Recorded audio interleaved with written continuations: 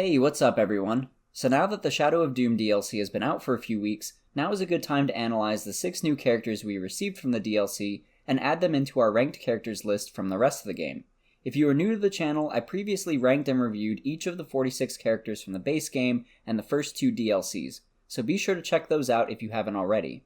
Today I will go over the new characters and give an in-depth guide on how to play them and maximize their potential. At the end of the video, I will also add an updated ranking list for where I think each character places amongst the previously established rankings.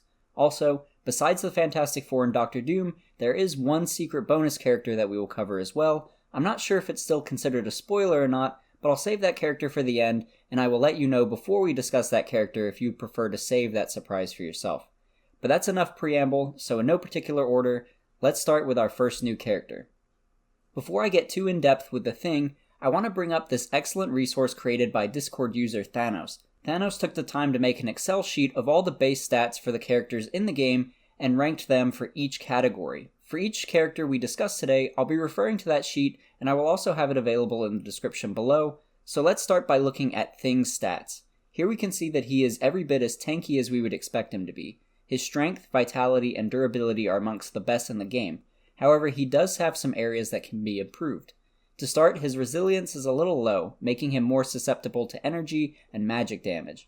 So if we're talking about ISOs that would be good for the Thing, yellow ISOs or rainbow ISOs that include resilience may not be a bad idea. But the one category you should really boost for the Thing is his energy. As we can tell from this stat sheet, Thing is tied for the worst energy stat in the game, so you'll want to try to remedy this through an ISO or two, depending on how you want to build the Thing. I went ahead and gave him my 3-tier energy ISO, and it has pretty much remedied any energy concerns I had for the Thing.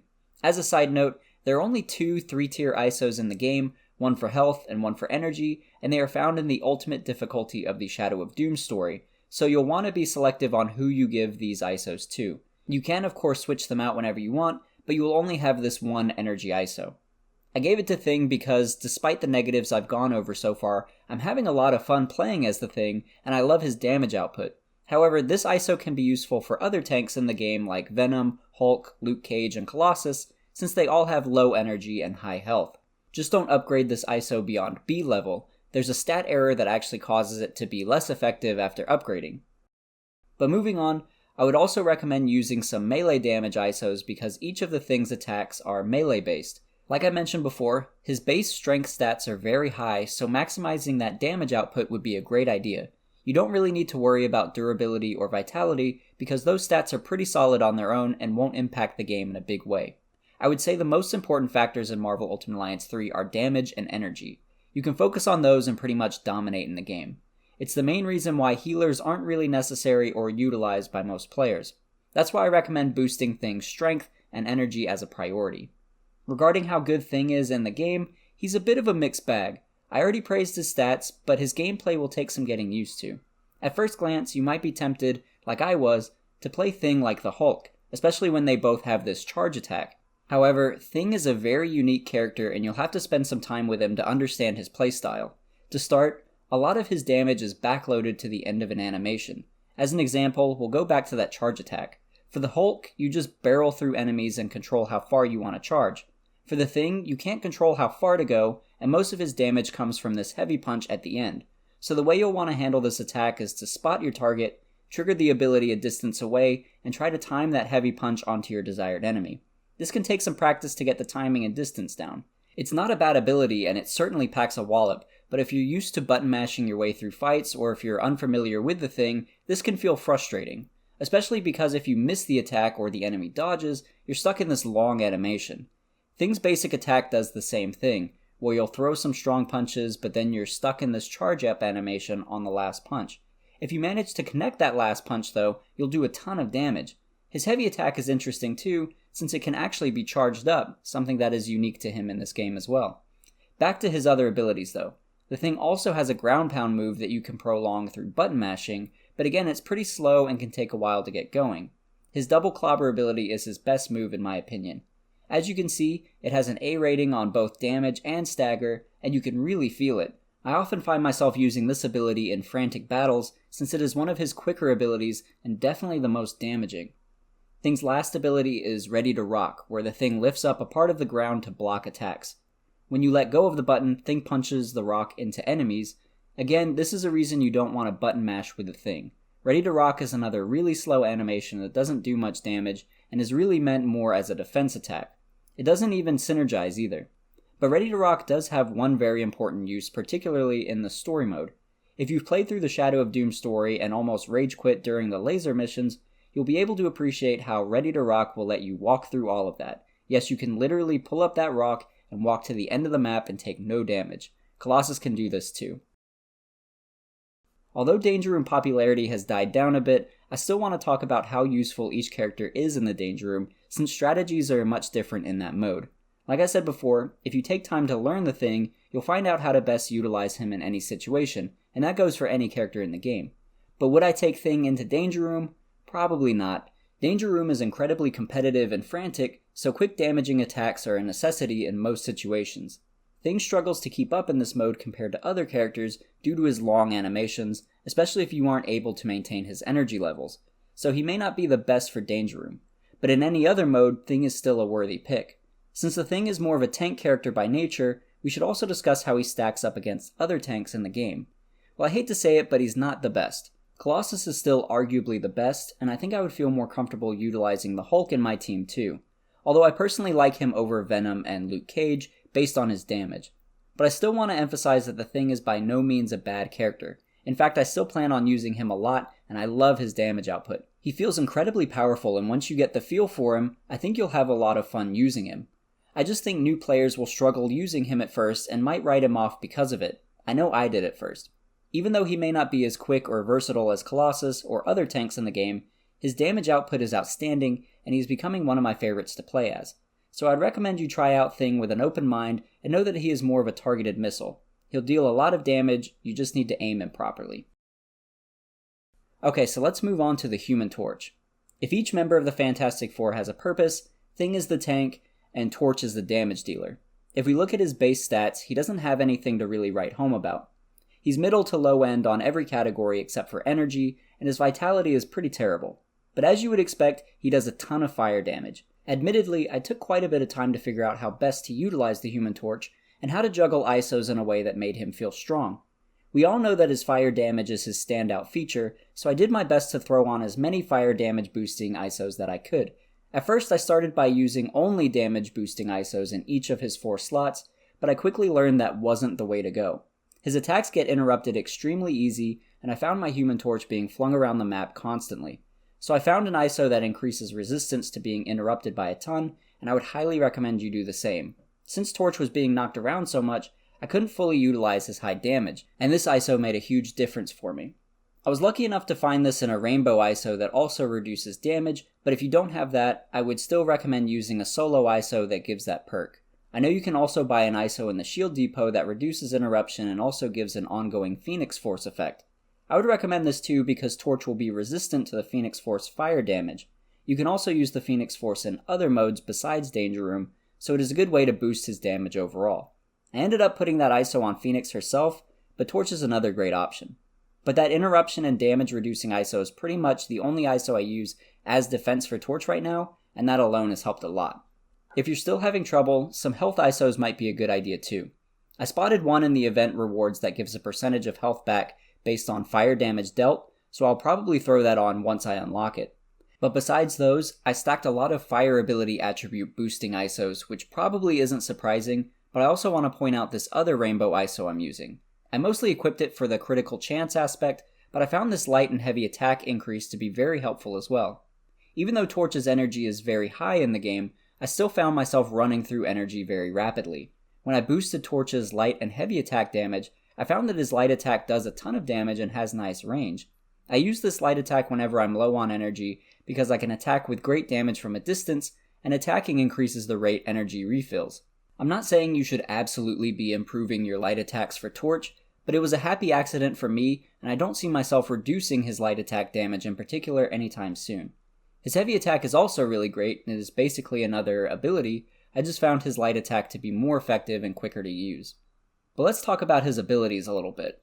All of his abilities are tagged as energy, and all of his abilities have the fire ability attribute attached to them, which is why boosting his fire damage can be very effective. Typically when I'm in a fight using Human Torch, I'll start off with the controlled burn. It doesn't do much damage, but it can synergize and it leaves a ring of fire on the ground which damages enemies while they are within it. So it's a nice little added damage dealer during a fight. After that, I typically will follow up with his fireball attack, where he throws a ball of fire down towards enemies. I would say this is my favorite attack of his, since it can do a good amount of damage and is very quick to utilize. The stagger damage isn't great though, but that's where Flash Forward and Rising Heat come into play. Any dash move in this game typically synergizes well and does great stagger damage. This one is no different. Dashing through the battlefield can help stagger large groups of enemies and bosses, so definitely utilize it. I don't use Rising Heat much, but it does have its uses. The main area I use it is during the Phoenix Protocol fight in Danger Room. Phoenix is immune to fire damage, which puts Torch at a disadvantage, so I pretty much focus on synergy damage at that point. Standing close to Phoenix and spamming Rising Heat will trigger a synergy most of the time and seems to be the best way to stack damage on Phoenix in this mode. Flash Forward is good too, but it'll be harder to control and not as quick in this scenario. So overall, I really love Human Torch. I use him a lot in Danger Room and I have found him to be very effective once I was able to improve his attack interruptions and defense. This can take some work to juggle the ISOs in a way that feels good for you, but I think you'll be happy when you find the right balance. Let's next talk about Reed Richards, aka Mr. Fantastic. I would say Reed's role in the team is as the synergy damage dealer. All but one of his attacks can be synergized, and they cover a wide range, making it easier for teammates to connect their attacks with him. In Ultimate Alliance 3, synergy is the best way to damage enemies since it has a big impact on stunning and staggering, making a character like Reed very important. But before we dive too deep into that, let's look at his stats. As you can see, he's pretty middle of the road on everything. There are no standout stats, but there aren't any terrible stats either, so this can give you some more flexibility in how you build him, no pun intended. Since Mr. Fantastic has the melee tag on each of his abilities, I tried to boost his attacks using melee ISOs and ability damage ISOs in general.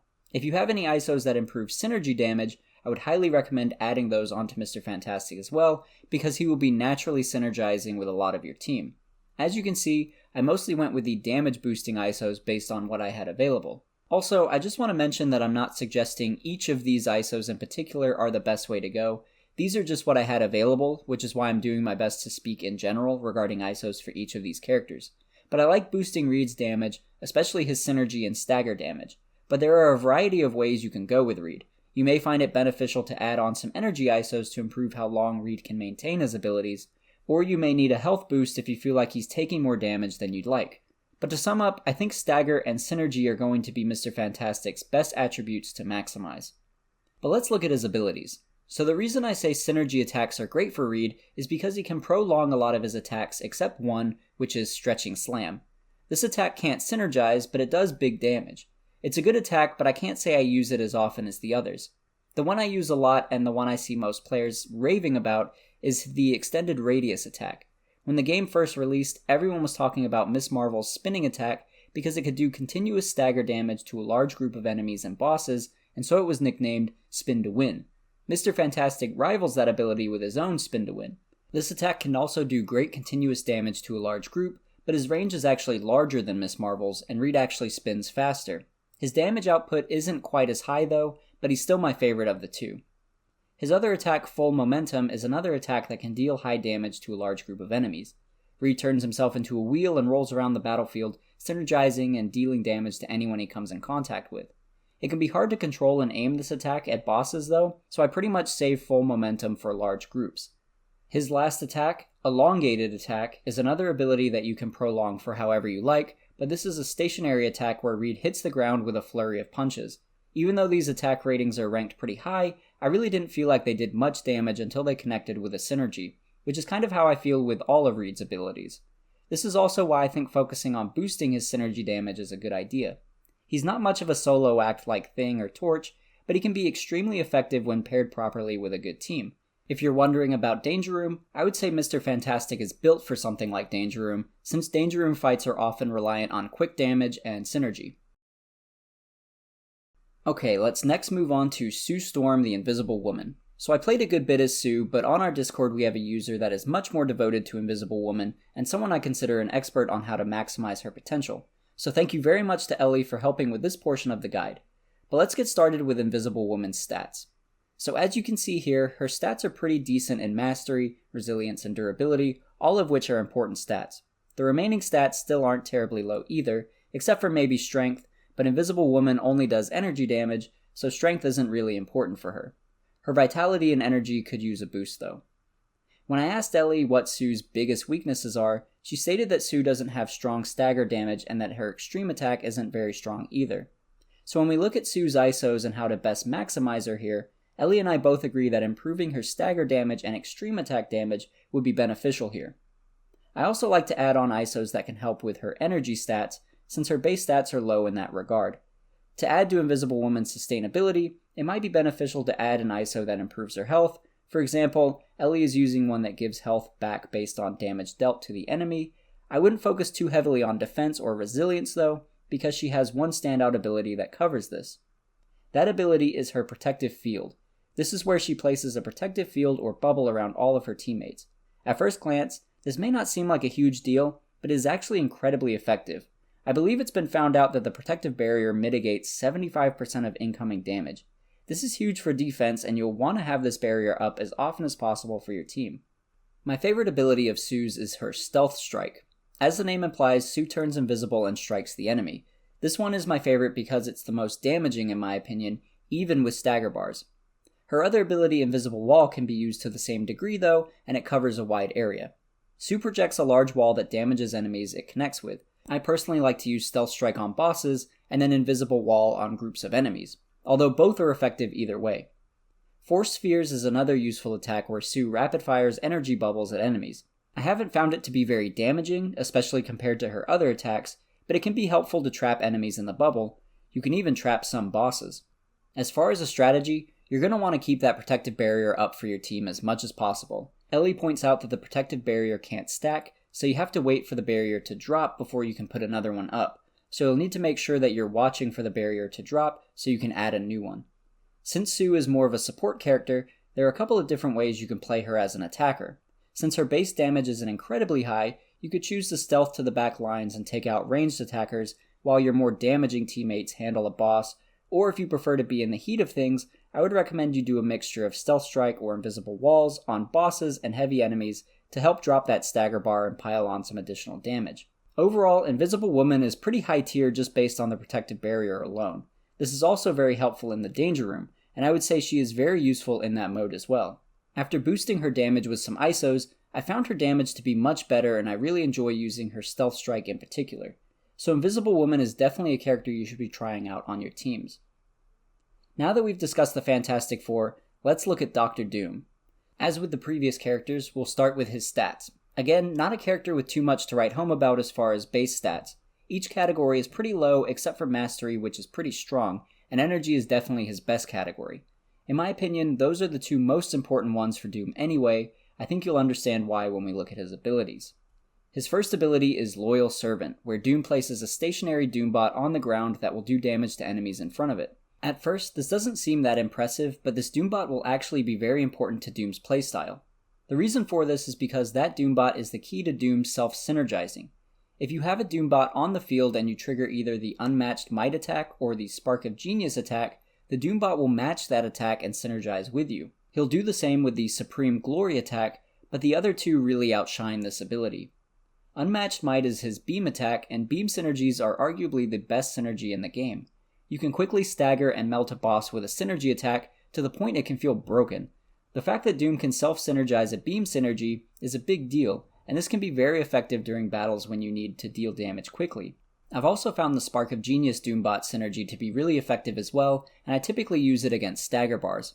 For those reasons, I would say that Doom rivals Phoenix for the best character in the game. Doom's ability to self-synergize and his added damage output make him very competitive in any mode, including Danger Room. I would say that I am most impressed with Doom compared to the other DLC characters, and I'm glad a powerhouse like Dr. Doom didn't disappoint in this game. With that being said, let's look at ISOs. Probably not surprising, I chose to maximize Doom's damage output. Since he can uniquely synergize with himself, especially with that beam, I think it's important to really boost that damage. I chose to further boost his extreme attack damage as well, since it covered such a wide area and had a pretty long animation. I also chose to improve his stagger damage, so that Doom can breach those stagger bars faster and lay on the actual damage. Similar to Human Torch, I was having an issue with Doom being interrupted regularly, so I put one of those reduce interruption by a ton ISOs on him, and I found that helped a lot, especially since you'll be standing in place, holding synergies with that Doom bot for long periods at a time. Each of Doom's abilities are tagged as energy, so boosting him with energy damage ISOs or ability damage ISOs are good as well. Now that we've covered the Fantastic Four and Doom, it's time to get to that secret bonus character. So if you would prefer not to know who that is, now is a good time to pause the video and save it for later. For everyone else that is already aware or already spoiled, let's get into that character. Okay, let's now discuss Thanos Infinite. Right off the bat, I want to say that objectively speaking, as far as stats go, Infinity Thanos is the best character in the game. You can see he is number 1 in almost every category. However, I still think he has some downsides worth mentioning. To start, he has no ISO slots, so you won't be able to improve any of these stats further. Not that you need to, he's obviously insanely powerful, but it's still important to point out. The other thing I want to bring up is his lack of synergy, and by that I mean he literally has no synergy attacks. This can be a downside for modes like Danger Room, where synergy can be the key to victory. I also would never bring Infinity Thanos into any synergy trial rifts, because he's basically a wasted slot there. Going back to Danger Room for a moment, I just want to say that you can absolutely win with Infinity Thanos on your team. I've done it many times since he is such a powerhouse, but I think it is important to build teams around him. With these teams, I would focus on synergies since Infinity Thanos is the one bringing the damage. For example, I like to pair him with Captain America and Iron Fist because they seem to synergize well and do big synergy damage. Plus Cap can improve the team's damage output, but you can really build your team any way you want. The reason I emphasize team building with Infinity Thanos is because he is a one-man army who can pretty much run around and do whatever he wants. Since he lacks synergy, that's where I like to build the rest of the team. But Infinity Thanos can still be helpful to the team besides just general damage. His Soul Siphon ability is my favorite one, both when I'm playing as him and when he's just on my team. For starters, it creates an aura that can generate both energy and health to himself, but it also creates a gravity field which brings enemies together. Gravity points in the game in general are highly effective, and this is no different. If you're playing as Infinity Thanos, throw some of these Soul Siphons onto the ground in the center of the map so your team can just focus damage onto that one central location.